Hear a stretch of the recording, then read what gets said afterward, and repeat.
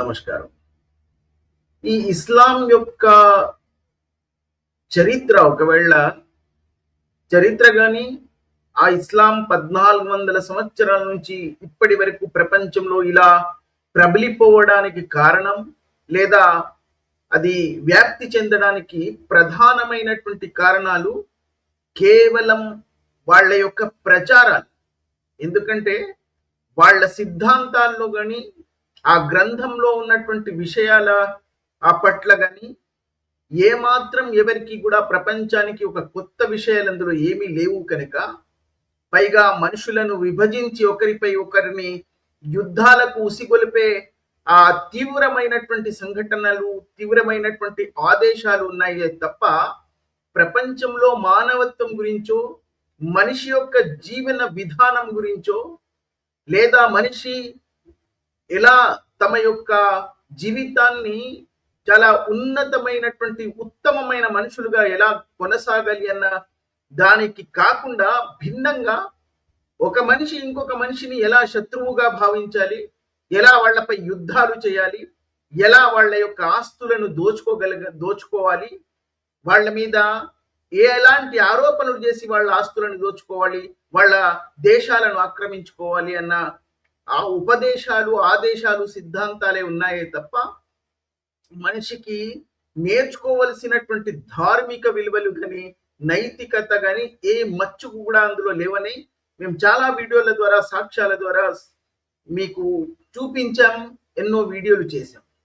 కానీ ఇస్లాం అన్నది మరి ఈ 1400 సంవత్సరాల నుంచి ప్రపంచం మొత్తం మీద ఎలా వ్యాప్తి చెందుతుంది, ఎలా ఇది నిలబడగలిగింది అంటే దీని పునాదులే మొత్తం అబద్ధపు ప్రచారాలు, అబద్ధపు కథలపై నిర్మించబడినటువంటి ఒక కట్టడం.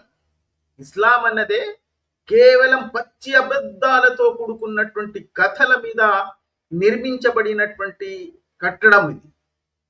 దీన్ని ఈ అబద్ధపు ప్రచారాలతోనే ఈ 1400 సంవత్సరాల నుంచి ప్రపంచం మొత్తం మీద వ్యాప్తి చేస్తున్నారు.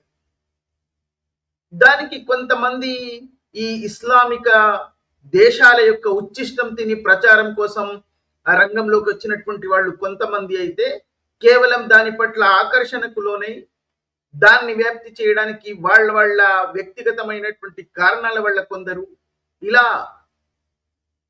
చాలా మంది దీని రంగంలోకి ఉన్నారు.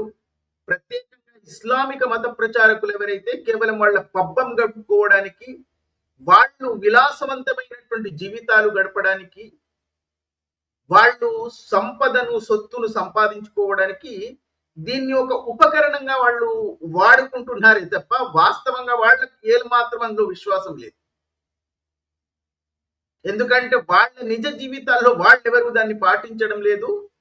వాళ్ళ సంతానం అంతా పాశ్చాత్య దేశాల్లో విద్యను అభ్యాసిస్తారు. మామూలు ఎవరైతే సాధారణమైనటువంటి విశ్వాసులు ఉంటారో వాళ్ళ సంతానం మాత్రం మదర్సాలకు వెళ్ళి మదర్సా మినార్లుగా మారి వస్తూ ఉంటారు. దానివల్ల అర్థమయ్యేది ఏంటంటే ఈ ఎవరైతే మతాన్ని ప్రచారం చేసి కోటాను కోట్ల రూపాయలు సొత్తు సంపద సంపాదిస్తున్నారో వాళ్లకు దాని పట్ల మాత్రం విశ్వాసం లేదు. కేవలం వాళ్ళు ధనార్జన కోసం దాన్ని ఒక ఉపకరణంగా వాడుకుంటున్నారు. అయితే ఇందులో భాగంగా మీరు ఒకవేళ ఇప్పుడంటే ఇంటర్నెట్ వచ్చేసింది, మనుషులకు చాలా మందికి చాలా విషయాల పట్ల చాలా అవగాహన వచ్చేసింది. చాలా విషయాలు లోతుగా అధ్యయనం చేయగలిగే ఉపకరణాలు మన చేతుల్లోనే మనకు వచ్చేసాయి. మొబైల్ అన్న ఒక ఉపకరణం ద్వారా ఇంటర్నెట్ ఉంది కాబట్టి ఏ విషయాన్నైనా మనం కొన్ని నిమిషాల్లో పరిశోధించవచ్చు. దాని యొక్క వాస్తవికతను మనం అర్థం చేసుకోవచ్చు, పరిశోధించవచ్చు, పరిశీలన చేయవచ్చు. కానీ 80-90వ దశకంలో ఇలాంటి సౌకర్యం లేదు గనుక ఈ ఇస్లాం యొక్క ప్రచారం ఉద్ధృతంగా కొనసాగుతున్నటువంటి కాలఘట్టం అది 80-90వ దశకంలో. అప్పుడు ఈ టీవీ ఇళ్లలో విసిఆర్ అనే ఒక ఉపకరణం ఉండేది.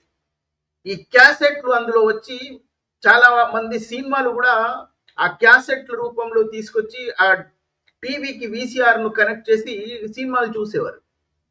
ఆ కాలంలో ఈ ఈజిప్ట్ లో ఉన్నటువంటి మమ్మీస్ గురించి చాలా మందికి తెలుసు, ప్రపంచంలో బహుశా చాలా అందరికీ తెలుసు. అందరూ కూడా తమ యొక్క విద్యాభ్యాసం అన్న అందులో దీని గురించి ఎక్కడో ఒక చోట చదివే ఉంటారు. ప్రపంచంలో అందరికీ తెలుసు దాదాపుగా. ఈజిప్ట్ యొక్క సంస్కృతి చాలా పురాతనమైనటువంటి సంస్కృతి, ఎంత సుసంపన్నమైనది. వాళ్ళు ప్రత్యేకంగా ఈ వాళ్ళ యొక్క రాజుల యొక్క శవ శరీరాలను ఈ పిరమిడ్స్ లో ఎలా దాచి సంరక్షించారు అన్న దాని గురించి కూడా ప్రపంచంలో అందరికీ తెలుసు. కాబట్టి ఈ ఆ కథలను ఖురాన్ లో కూడా కొన్ని చోట్ల మనం దర్శనమిస్తూ ఉంటాయి. మూసా గురించి కానీ, వాళ్ళ ఈ ఈజిప్షియన్ రాజు అయినటువంటి ఫరాహును ఫిరౌన్ గా ఖురాన్ చిత్రీకరించి దాని పట్ల కొన్ని కథలు సృష్టించి ఖురాన్ లో చిత్రీకరించబడింది. ఖురాన్ లో మనకు దర్శనమిస్తూ ఉంటాయి. ఎందుకంటే అప్పటికి అరబ్ లో కూడా 7వ శతాబ్దంలో మొహమ్మద్ ఆ ప్రవక్తగా అక్కడ ప్రచారం చేసుకుంటున్నటువంటి కాలంలో కూడా అక్కడ ఉన్నటువంటి యూదులకు గాని, క్రైస్తవులకు గాని, బహుదైవారాధకులకు గాని అందరికీ కూడా ఈజిప్ట్ లో రాజుల యొక్క శవ శరీరాలను భద్రపరుస్తున్నారన్న వాస్తవం అక్కడ అందరికీ తెలుసు. అప్పుడు వాళ్ళ యొక్క గొప్ప సంస్కృతి గురించి తెలుసు, అక్కడ ఉన్నటువంటి రాజుల యొక్క వ్యవస్థ గురించి కానీ, వాళ్ళ యొక్క పరిపాలనల గురించి కూడా తెలుసు. కాబట్టి ఖురాన్ లో కూడా మొహమ్మద్ దాన్ని చాలా చాలా సందర్భాల్లో ప్రస్తావించడం జరిగింది. అది ఖురాన్ చదువుతున్నటువంటి వాళ్ళకి తెలుసు. అయితే ఖురాన్ లో మొహమ్మద్ ఒక వచనాన్ని రాసి దాని ద్వారా ఏం చెప్పదలుచుకున్నాడంటే, ఎవరైతే అంటే మొహమ్మద్కి అప్పటికీ తెలుసు అక్కడ రాజుల యొక్క శవ శరీరాలను భద్రపరుస్తున్నారు అని. అప్పుడు దాని యొక్క ఆ మమ్మిఫికేషన్ యొక్క శాస్త్రీయ జ్ఞానం తెలియకపోయినప్పటికీ రాజుల యొక్క శవ శరీరాలను వాళ్ళు భవిష్యత్తు కోసం అక్కడ భద్రపరుస్తున్నారు, సంరక్షిస్తున్నారు అన్న విషయం తెలుసు. కాబట్టి ఒకటి వదిలేసాడు. ఏమని? ఖురాన్ లో ఉన్నటువంటి 10వ అధ్యాయం 92వ వచనంలో, ఎందుకంటే తనను ఎవరు నమ్మడం లేదని, తనకు ఏమాత్రం భవిష్యవాణి తెలియదని, రాబోయే కాలంలో కూడా జనాలందరూ సందేహపడతారు, అప్పటికే సందేహపడుతున్నారు, పైగా ప్రశ్నల మీద ప్రశ్నలు సంధిస్తున్నారు. కాబట్టి ఖురాన్ లో ఒక వచనాన్ని, మేము మీ శరీరాన్ని ప్రపంచంలో రాబోయే వాళ్ళ కోసం ఒక సాక్ష్యంగా చూపిస్తాం, మీ శవాన్ని మేము భద్రపరుస్తాం అని. అప్పటికే అక్కడ రాజుల యొక్క శవ శరీరాలను భద్రపరుస్తున్నారని అందరికీ తెలుసు. అది మొహమ్మద్కు మాత్రమే కాదు, అది మొహమ్మద్ కొత్తగా చెప్పవలసినటువంటి అవసరం లేదు, అది భవిష్యవాణి అంతకంటే కాదు. దీన్ని ఇప్పుడు మొహమ్మద్ 1400 సంవత్సరాల క్రితమే దీని గురించి చెప్పారని వీళ్ళు ప్రచారాల మీద ప్రచారాలు చేసుకుంటూ ఉంటారు. 7వ శతాబ్దం కంటే ముందు కూడా అరబ్బులకు తెలుసా ఆ విషయం. ఎందుకంటే అది 4000 సంవత్సరాల క్రితం జరిగినటువంటి ఆ సంఘటనలు, ఆ రాజుల యొక్క శవాలను భద్రపరచడం అన్నది. అప్పటికే అరబ్, మదీనా, హిజాజ్, మక్కా లాంటి ఆ ప్రాంతాల్లోకి వ్యాపార లావాదేవీలు జరుగుతున్నాయి కనుక అక్కడ ఉన్నటువంటి కథలు కానీ, అక్కడ ఉన్నటువంటి రాజుల యొక్క వ్యవస్థల గురించి కానీ, వాళ్ళ యొక్క కథల గురించి అందరికీ తెలుసు. కాబట్టి మొహమ్మద్ దాన్ని, మీ శవ శరీరాన్ని మేము రాబోయే తరాల కోసం ఒక గుణపాఠంగా భద్రపరుస్తామని చెప్పడంలో కొత్త విషయం అస్సలే ఏమీ లేదు. అది అప్పటి వాళ్లకు కూడా తెలుసు. కానీ వీళ్ళు దాన్ని పట్టుకొని ఇప్పుడు ఎలాగైనా సరే దాన్ని ఈ విశ్వాసులను రంజింపజేయాలి. అది నిజమని వీళ్లకు భావించే విధంగా సాక్ష్యాలు ఏదైనా చూపించాలి. సాక్ష్యాలు చూపించడానికి వాళ్ళ దగ్గర ఏమీ లేవు, కేవలం అబద్ధపు కథలతో ప్రచారం చేసుకోవడం తప్ప. దానికి కొంతమందిని వాళ్ళు డబ్బులతో కొనుక్కుంటారు, కొంతమంది మీద వలను విసిరి వాళ్ళను ఏదో ఒక రకంగా వాళ్ళను ట్రాప్ చేసి వాళ్ళ చేత తమకు కావలసిన విధంగా చెప్పించుకుంటూ ఉంటారు. అది ఇస్లాం, ప్రత్యేకంగా ఇస్లామిక దేశాల యొక్క లక్ష్యం అది. ఎందుకంటే అది వాళ్ళ అవసరం కూడా. కాబట్టి ఇస్లాంను సంరక్షించి ప్రపంచం మొత్తం మీద వ్యాప్తి చెందితే తప్ప వాళ్ళ కడుపులు నిండవు అన్నది, వాళ్ళ ఆర్థిక వ్యవస్థ బలపడదు అన్నది వాళ్ళకి తెలుసు కనుక వాళ్ళ ఆర్థిక వ్యవస్థ మొత్తం ఈ ఇస్లాం యొక్క ప్రచారంపై ఆధారపడి ఉంది కనుక దానికి కోట్ల రూపాయలు ఖర్చు పెట్టైనా సరే వాళ్ళు ఈ ప్రచారం చేయిస్తూ ఉంటారు. దానిలో భాగంగానే ఈ ఆ ఫిరౌన్ ఎవరినైతే వీళ్ళు అప్పట్లో ఉన్నటువంటి ఫరాహు లాంటి రాజులను, ఫిరౌన్ అంటే అప్పుడు ఒక రాజుల యొక్క పరంపర, అది ఒక్క వ్యక్తి కాదు ఫరాహు అన్నది.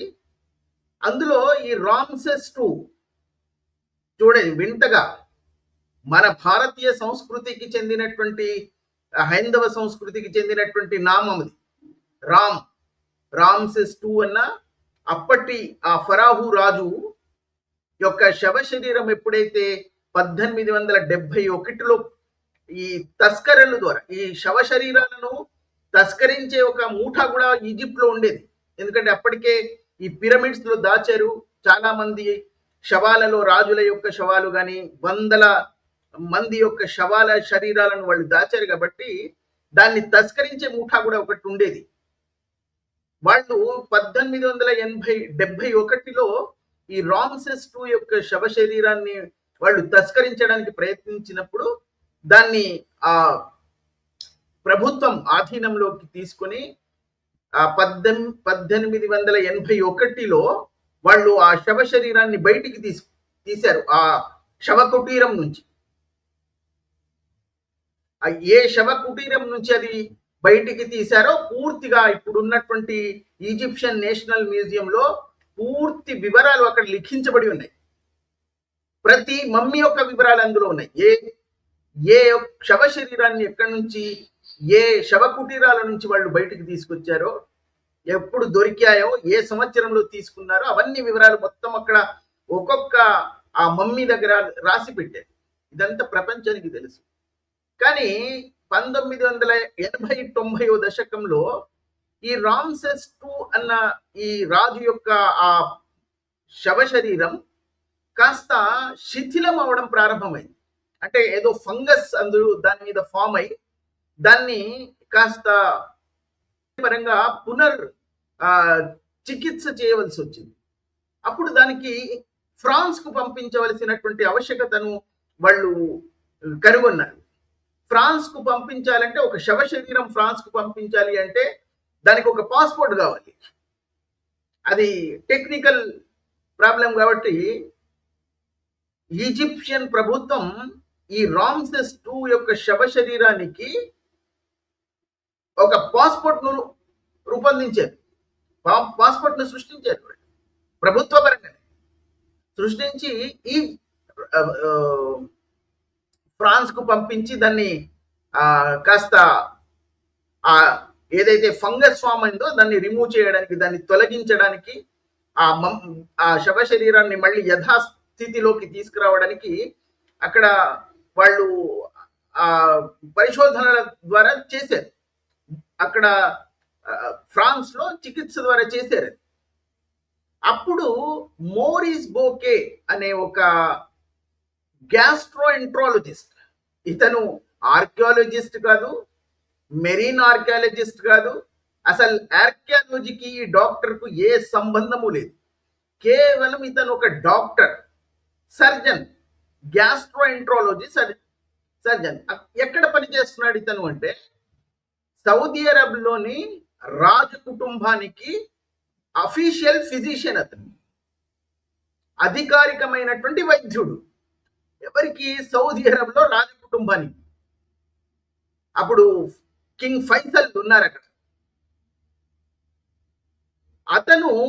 అతన్ని ఫ్రాన్స్ కు పంపించింది సౌదీ అరబ్. ఎందుకంటే ఫ్రాన్స్ కు పంపించి ఆ శవ శరీరాన్ని ఒకసారి అతను పరిశీలించడానికి అవకాశం కల్పించారు. ఆ శవ శరీరాన్ని ఏదో తను పరిశోధనలు చేస్తున్నానని చెప్పి దాన్ని ఇలా చేసి నాకేసి ఆ ఉప్పుగా ఉంది, ఇది సముద్రంలో దొరికింది అని ప్రఖ్యాపించాడు. అసలు అధికారికంగా దాని మీద పరిశోధనలు చేసే ఏ అధికారం అతనికి లేదు. ఎందుకంటే అతను ఆర్కియాలజీ కాదు, సముద్రానికి సంబంధించినటువంటి శాస్త్ర పరిశోధన చేసే అజ్ఞానం అతనికి లేదు, దానికి కావలసినటువంటి బిరుదులు అతని దగ్గర లేవు, దానికి సంబంధం ఉన్నటువంటి ఏ శాస్త్రీయ పరిజ్ఞానం అతనికి లేదు. కేవలం సౌదీ అరేబియాలోని రాజ కుటుంబానికి ఫిజిషియన్ గా పనిచేస్తున్నటువంటి అతను దాన్ని అవును ఇది దానిపై ఈ సముద్రపు ఉప్పు యొక్క లక్షణాలు కనిపిస్తున్నాయి కాబట్టి ఇది సముద్రంలో దొరికింది అని ప్రఖ్యాపించేశాడు. ప్రఖ్యాపించాడంటే ఒక పుస్తకాన్ని రాశాడు, Bible the Quran and the science అని. దాంట్లో ఈ విషయాన్ని ప్రస్తావించాడు. అతని యొక్క క్లెయిమ్ ఏమిటంటే ఇది మామూలు మమ్మిఫికేషన్ అప్పుడు వాడే అన్న సాల్ట్ కంటే కూడా సముద్రపు ఉప్పు యొక్క లక్షణాలు అందులో కనిపిస్తున్నాయి కాబట్టి ఇది సముద్రంలో దొరికిందని క్లెయిమ్ చేశాడు. ఇతనికి అందులో పరిశోధన చేసే అధికారము లేదు, అలా ప్రఖ్యాపించే అధికారం కూడా అతనికి లేదు. కానీ ఇస్లాం సంపన్నుల చేతుల్లో ఉన్నటువంటి ఒక భావాజాలం అది. ఇది ప్రపంచం మొత్తం మీద ఈ ఖురాన్లో ఉన్నటువంటి వచనాన్ని నిరూపించుకోవడానికి సౌదీ అరేబియా కోటాను కోట్ల రూపాయలు ఖర్చు పెట్టి ఈ డాక్టర్ను కొనుక్కొని ఎవరైతే ఈ ఇస్లామిక మత ప్రచారకుల ఉచ్చిష్టం తిని బ్రతికే వాళ్ళ లిస్ట్ లో ఈ మోరిస్ బోకే కూడా చేరుకున్నాడు. అతను చాలా మంది దాని తర్వాత దానిపై డిబేట్ చేయడానికి పిలిచారు, ఆహ్వానించారు. ఎందులోనూ పాల్గొనలేదు. ఎందుకంటే తను పట్టుబడిపోతాడు, అబద్ధం చెప్పింది అని తెలుసు అతనికి. కేవలం వీళ్ళ దగ్గర ప్రచారం కోసం ఏదో తిన్నాడు, ఉచ్చిష్టం తిన్నాడు కాబట్టి అదేదో పుస్తకం రాసేసాడు, దానిలో ప్రస్తావించాడే తప్ప వాస్తవం ఏమిటో అతనికి తెలుసు. పైగా అతను ఒక డాక్టర్, పరిశోధనలు చేసే అర్హత అతనికి లేదు. కానీ ఇస్లామిక ప్రపంచానికి కట్టుకథలు, అబద్ధపు ప్రచారాలే కావాలి. దానితోనే వాళ్ళు ప్రపంచం మొత్తం మీద ఇది వ్యాప్తి చెందిస్తూ ఉంటారు, ప్రచారాల మీద ప్రచారాలు చేసుకుంటూ ఉంటారు, డబ్బులు ఉన్నాయి కనుక. అప్పుడు ఈ ఫిరౌన్ యొక్క శవశరీరం సముద్రంలో దొరికినటువంటి శవశరీరం ఖురాన్ లో చెప్పబడినటువంటి మేము నీ శవాన్ని భద్రపరుస్తామని ఖురాన్ ఎలాగైతే వ్యాఖ్యానించిందో అది నిరూపించబడింది అని క్యాసెట్లు మొత్తం రూపొందించి ప్రపంచం మొత్తం మీద వ్యాప్తి చెందింది. ప్రతి గ్రామానికి, ప్రతి టౌన్ కు, ప్రతి పల్లెలకు, నగరాలకు ఈ వీసీఆర్లు పెట్టి అందరికీ చూపించేవాళ్ళు. మేము కూడా అప్పుడు ఈ మా వీధుల్లో, మా ఊర్లో కూడా మేము క్యాసెట్లు పెట్టి చూసాం దీన్ని. ఓహో ఆహా అని చప్పట్లు కొట్టినటువంటి వాళ్ళు ఉన్నారు. అందులో బహుశా మేము కూడా ఉన్నాం. ఎందుకంటే మాకు అప్పుడు ఏమీ తెలియదు మా చిన్నప్పుడు. ఆహా ఈ ఫిరౌన్ యొక్క శవశరీరం సముద్రంలో దొరికిందట, ఖురాన్ చెప్పింది వాస్తవమే అని నిరూపించబడింది, రాబోయే తరాల కోసం ఒక గుణపాఠం ఫరాహు యొక్క శవశరీరం అని ఇలా ప్రచారాల మీద ప్రచారాలు చేస్తున్నారు. వాస్తవం ఏమిటంటే ఆ శవశరీరం ఎక్కడి నుంచి బయటికి తీసుకున్నారో, ఎక్కడికి నుంచి బయటికి తీశారో, ఎక్కడ భద్రపరిచారో, అసలు అది సముద్రంలో దొరికినట్టుగా ఈజిప్షియన్ ప్రభుత్వం కానీ, ఆ ఈజిప్షియన్ నేషనల్ మ్యూజియం యొక్క అధికారులు కానీ ఎవ్వరు కూడా దాన్ని ధృవీకరించడం కాదు కదా, నిరాకరించరు. ఎందుకంటే వాళ్ళు పూర్తిగా ఏ శవ కుటీరం నుంచి దాన్ని బయటికి తీసుకొచ్చారో వాళ్ళు పూర్తి వివరాలతో సహా అక్కడ రాశారు. 1871లో 1881లో KV7 KV8 అనే శవ కుటీరాల నుంచి దీన్ని బయటికి తీసుకొచ్చామని వివరాలు పూర్తిగా అక్కడ రాసే పెట్టారు. వాళ్ళు సముద్రంలో దొరికింది అన్న దానికి ప్రపగండా అన్నారు. ఇది సముద్రంలో దొరకలేదు, మేము శవ కుటీరాల నుంచి బయటికి తీసుకొచ్చామని. ఈ మోరిస్ బోకే యొక్క ఫోటోలు పెట్టి అతని చెప్పినటువంటి ఆ రాసినటువంటి పుస్తకాన్ని ప్రపంచ వ్యాప్తంగా మొత్తం ప్రపగండాల మీద ప్రపగండలు చేశారు. మన బ్రదర్ సిరాజ్ కూడా వీడియో చేశారు. 1898లో ఈజిప్టులోని ఒక సముద్రపు తీరంలో ఫరో చక్రవర్తి యొక్క శవము లభించింది. డాక్టర్ మోరిస్ బొకేల్ ఆ శవంపై చాలా పరీక్షలు చేశాడు. ఆ పరీక్షలు చేసి నిస్సందేహంగా ఫరో చక్రవర్తి శవమే నేటికి 3000 సంవత్సరాల క్రితము మూసా అలైహిస్సలాం వారి కాలానికి సంబంధించినటువంటి ఫిరౌన్ శవమే అని అతడు తీర్మానించుకున్నాడు. ఏమని? ఆ ఫిరౌన్ యొక్క శవశరీరం సముద్ర తీరంలో దొరికిందని మోరిస్ బోకే అనే శాస్త్రజ్ఞుడు, అతను శాస్త్రజ్ఞుడే. అతను సౌదీ అరబ్ రాజ కుటుంబానికి బానిస డాక్టర్. వాళ్ళ ఉచ్చిష్టం తిని బ్రతికేవాడు. జాకిర్ నాయక్ ప్రచారం చేశాడు. దాని తర్వాత మన బ్రదర్ సిరాజ్ కూడా మోరిస్ బోకే లాంటి ప్రచారం. మోరిస్ బోకే ఏమన్నాడో బ్రదర్ సిరాజ్ కి తెలియదు. మోరిస్ బోకే అది సముద్రపు ఉప్పు లక్షణాలు కనిపిస్తుందని క్లెయిమ్ చేశాడు. క్లెయిమ్ ఖురాన్ కూడా చేసింది. క్లెయిమ్ అన్నది ప్రూఫ్ కాదు. ఎప్పుడు కూడా క్లెయిమ్ ఎవరైనా ఏమైనా క్లెయిమ్ చేయవచ్చు. దానికి ఇస్లామిక ప్రభుత్వమైనటువంటి ఈజిప్ట్ ప్రభుత్వం కానీ ఈజిప్ట్ నేషనల్ మ్యూజియం అధికారులు కానీ పూర్తిగా ఖండించారు. అక్కడ ఈజిప్ట్ కు చెందినటువంటి ఆర్కియాలజిస్ట్, చాలా ప్రముఖ ఆర్కియాలజిస్ట్, ఆయన అక్కడ టూరిజం మినిస్టర్ గా ఉన్నారు, జహీ హవాస్. ఆయన ఈజిప్షియన్ యొక్క నేషనల్ మ్యూజియం యొక్క అధికారి కూడా ఒకప్పుడు. దాని పూర్తి బాధ్యత వహించినటువంటి వ్యక్తి, స్వయంగా ఆర్కియాలజిస్ట్, ఆ శవ శరీరాలపై ఎన్నో పరిశోధనలు చేసినటువంటి వ్యక్తి. ఆయన చెప్పారు ఈ శవ కుటీరాన్ని, ఏ శవ కుటీరం నుంచి ఇది బయటికి తీసుకొచ్చారో దాన్ని సముద్రంలో దొరికిందని ఎవరైనా చెప్తే పచ్చి అబద్ధం అని ఆయన దాన్ని పబ్లిక్ గా చెప్పారు. ఆయన ఎవరు? జహియా వాస్ అనే ఇస్లామిక విశ్వాసి. ఈజిప్ట్ ప్రభుత్వంలో టూరిజం మినిస్టర్ గా కూడా చేశారు ఆయన. ఆయన స్వయంగా ఆర్కియాలజిస్ట్. ఆయన చాలా పరిశోధనలు చేశారు దాని మీద. కానీ ఈ మదర్సా మినార్లకు ఇవన్నీ అవసరం లేదు. ఈ పరిశోధనలు వాళ్ళు పరిశీలించరు. కేవలం ఈ మత ప్రచారకులు ప్రపంచానికి ఇస్లాం యొక్క ప్రచారాల గురించి, వాళ్ళు అబద్ధపు కథలు సృష్టించి ఎలా ఇస్లాం ను ప్రచారం చేసుకుని ప్రపంచం మొత్తం మీద వ్యాప్తి చేయడానికి వాళ్ళు ఈ కట్టు కథలతో ఎలా రంగంలోకి వస్తారు, ఇలా ప్రపంచానికి దీని పట్ల అవగాహన కల్పించడానికి మేము చేస్తున్నటువంటి ఈ ప్రయాణంలో మీరు కూడా భాగస్వాములు కండి.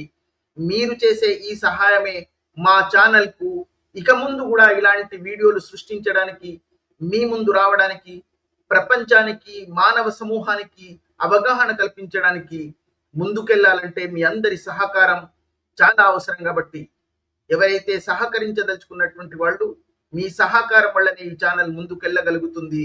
మీ సహకారమే మా ఛానల్ కు ఇంధనం. కాబట్టి మీరు ఏ 10వ క్లాస్ కూడా చదవనటువంటి వాడు కూడా ఇస్లామిక మత ప్రచారానికి ఎందుకు దిగుతాడంటే, ఇస్లామిక మత ప్రచారం చేస్తే కోట్ల రూపాయలు సంపాదించవచ్చు వాళ్ళకి తెలుసు.